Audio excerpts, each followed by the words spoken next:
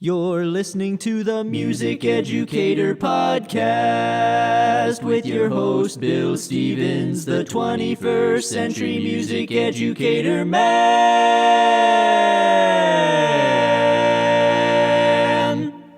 Podcasting from beautiful Leesburg, Virginia. Welcome to the Music Educator podcast, bringing you the latest tips, tricks, and practical advice you can use tomorrow.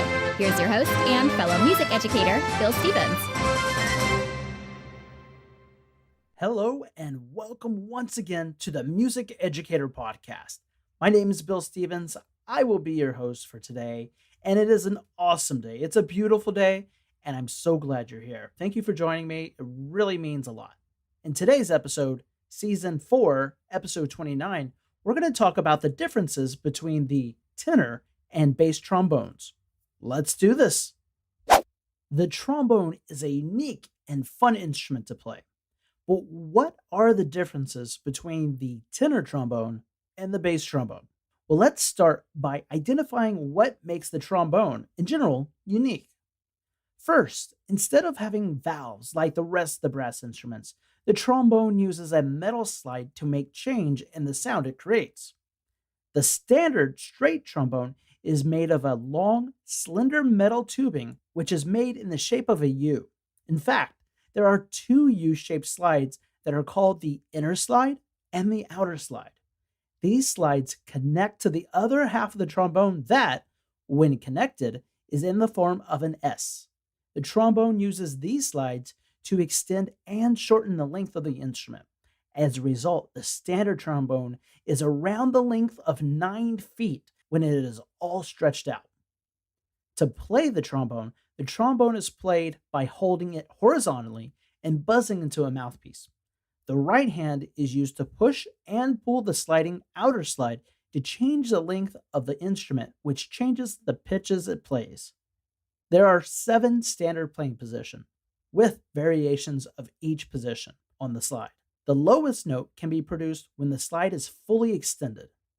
The trombone is several centuries old and has been improved upon over time. For many years, it was associated with church music and branched out into more secular music that entertains the masses of many genres. An ancestor of the modern trombone is called the sackbut. This name came from the French word sacchier, to pull, and buttier, to push.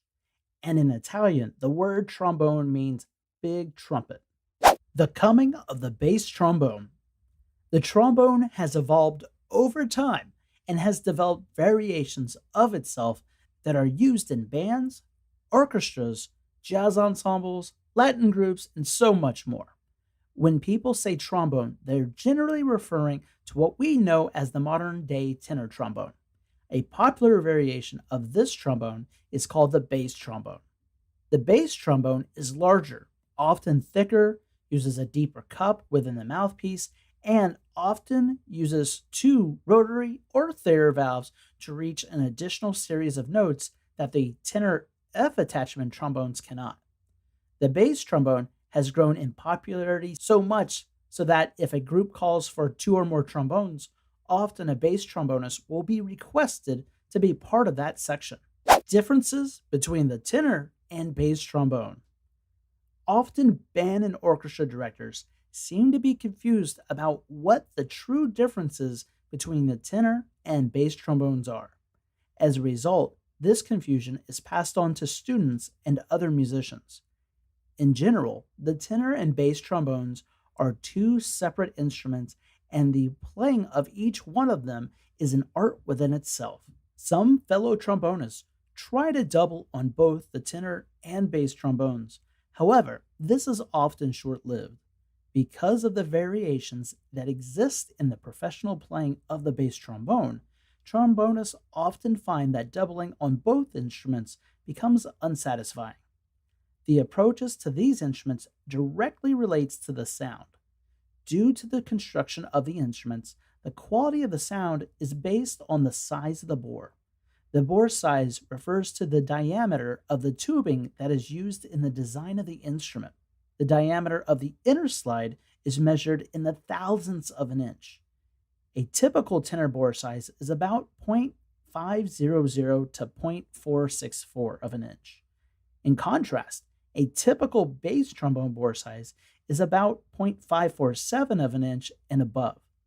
As a music director, it is necessary not to put your least competent player on bass trombone, but rather one of your best players. Not only should he or she want to play the bass trombone, but should also be as talented as any other player within the section.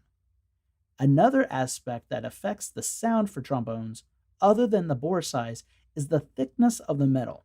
Trombones made with thinner metal thickness tend to have a brighter sound. This is appropriate for tenor trombonists playing in the higher registers. In contrast, most bass trombones have a thicker metal, which makes them sound darker. Keep in mind that it is not the hardness or softness of the metal, but rather the thickness. Modern-day bass trombones also often have a second trigger, which is either dependent or independent of the first trigger. This means that in the dependent trigger system, the second trigger will not work unless the first trigger is engaged. The independent trigger system allows for each trigger to be used independently. In addition to the F attachment depressed with a thumb, which can be found on both tenor and bass trombones, the independent bass trombone double mechanisms boasts a D side of the horn produced in the first position with the thumb and finger, which is both triggers, pressed, and a G or G flat side of the horn when only the second trigger is depressed. Additionally, some bass trombones will also have a piece of tubing that can be removed from the second trigger side of the horn that will provide an additional E or E flat side of the horn. To recap, there are 4 important technical considerations in the production of the sound for trombones. These are the mouthpiece, bore size, the length of tubing recognized in the series of triggered attachments, and the size of the bell. The bass trombone, in comparison to the tenor trombone, has larger dimensions on all 4 of these parts. And now, a word from our sponsor. Do you have an idea for a great new podcast? You can bring your idea to life and start your podcast today with Libsyn. Our podcast has been with Libsyn for about 3 years now, and we love it. Libsyn has everything you need to plan, launch, and grow your podcast. Libsyn provides some of the best resources created by expert podcasters who will show you everything you need to know, like what equipment you should use, how to record great audio, how to get your show on Apple Podcasts and other popular platforms, and much more. Plus, as a friend of the Music Educator podcast, when you sign up with Libsyn, you get your first month of podcast hosting for free. There has never been a better time than right now for you to start podcasting. Visit Libsyn.com and use code FRIEND, FRIEND. That's Libsyn, LIBSYN.com, and use code FRIEND, FRIEND, to get started and create your podcast today. And now, back to the show. The mouthpiece. If asked what would be a mouthpiece preference for the bass trombone, it would be one that must be large enough to operate with ease between the low B flat and pedal F, maybe even lower. It should also be large enough to allow the player to have a quick response and maneuverability in the low range. It is also important to recognize that a bass trombonist should never sacrifice low tones for an easier upper register. A Bach 2G or its equivalent would be a wise mouthpiece size for a bass trombonist. As a tenor trombonist, it would be likewise similar to not sacrifice his or her low register for the upper register. Consider starting a beginner tenor trombonist on a middle-of-the-road mouthpiece with a not too flat rim so that the edge will be sharp, and not too wide of rim where it will cause issues with his or her flexibility, and a deep enough cup for a good round sound. A beginner tenor trombonist should consider using a Bach 7, 11, 12, or 15, or the equivalent. Expected ranges. In theory, the tenor and bass trombones can, and often are, the same lengths. However, there are different ranges you should expect them to be able to play in.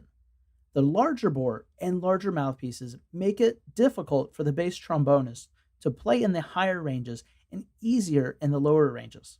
In contrast to how many tenor trombonists work to increase their range, bass trombonists work in the opposite manner. Bass trombonists think of developing range downward. This is done by starting in a comfortable range and working their way down.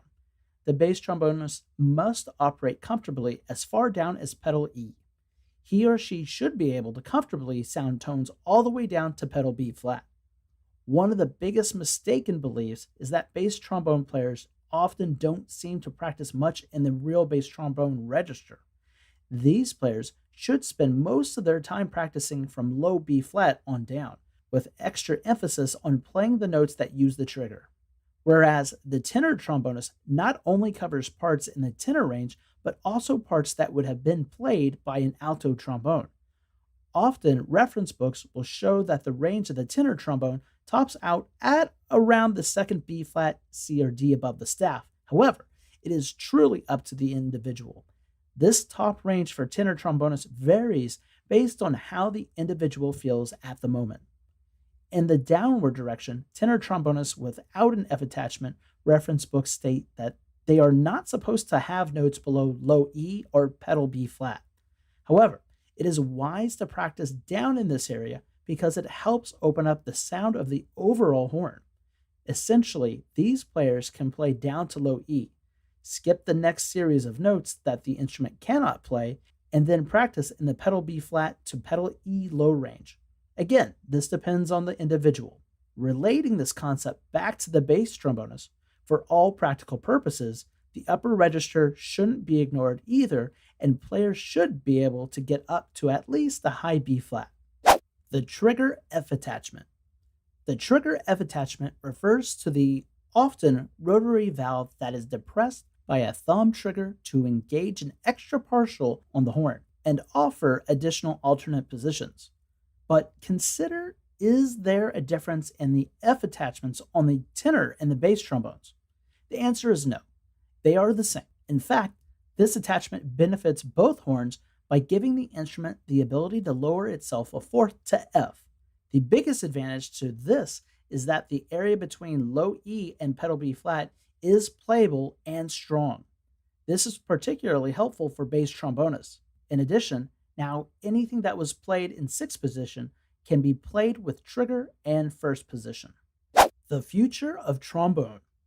The days when trombones used to play musical passages requiring exceptional agility and technical skill continue to expand in expressiveness. Now, trombonists are also expected to play in very light and delicate passages as well. It takes careful work on the horn to play with a very legato intent. The fact that more modern trombones have and use F attachments, it is also important to work on matching the sound with and without the trigger. This is a facet that too often gets overlooked by players who use the trigger. Another problem is that too often a conductor may see a trombonist with the F attachment and put him or her on a bass trombone part, whereas the player may not have the sound, register, or technique for the low parts. In fact, the horn itself may be too small for the bottom parts. Likewise, we also see the opposite, where players with large horns are sometimes given the labor-intensive first trombone parts that go up quite high.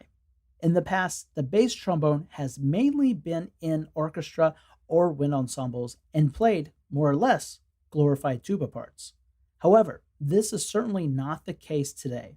Contemporary bass trombone parts call for much more finesse than before. In fact, many professional bass trombonists have popularized the instrument by demonstrating tremendous amounts of flexibility and control. Bass trombonists have advanced to the point where now the instrument provides a whole new resource for composers and arrangers. Now these writers can come to expect another dimension of sound color unique to the world of music. Conclusion.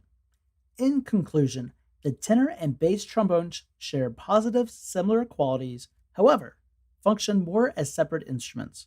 The key identifier of what truly separates tenor and bass trombones is the type of sound they produce. This is influenced by the thickness of the metal, the size of the bore, size of the bell, music repertoire, range of play, size of the mouthpiece, and their use of additional rotary or Thayer valves. As a result of tenor and bass trombonists staying true to their sound development, they will benefit the entire spectrum of music performance. That is all the time we have for today. I want to thank you again for joining me for another episode of the Music Educator Podcast. It is an absolute pleasure to share this craft with lovers of music and educators like you. If you found value in today's episode, please feel free to leave a review and rate us on the Music Educator Podcast app, Apple Podcasts, or any other podcast aggregator. Also, please consider supporting the show by becoming an official Music Educator Podcast member or advertise with us on the podcast. Information for this can be found in the show notes. Thank you again for joining us today, and I hope you join us next time. Have a great week, everyone. Thank you for listening to the Music Educator Podcast. For the latest tips, tricks, and practical advice you can use tomorrow. You can subscribe to our podcast on every podcast aggregator or download the Music Educator app for free in the Apple or Google Play app stores. Furthermore, visit our blog at www.bandbuzz.org for additional music education resources. We will see you on the next episode of the Music Educator Podcast. And remember, music can change the world.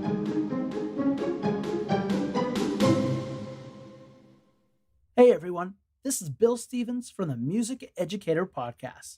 See this episode's show notes for a unique promo code from the Music Educator Podcast to get up to 2 months of free podcasting service with Libsyn. Get your show on Apple Podcasts and Spotify anywhere you want. Get critical stats to help you grow, find all the tools and support you need to sound your very best. You can even do video. Really, bring your podcast to life with Libsyn. See show notes for a unique Libsyn promo code and get podcasting.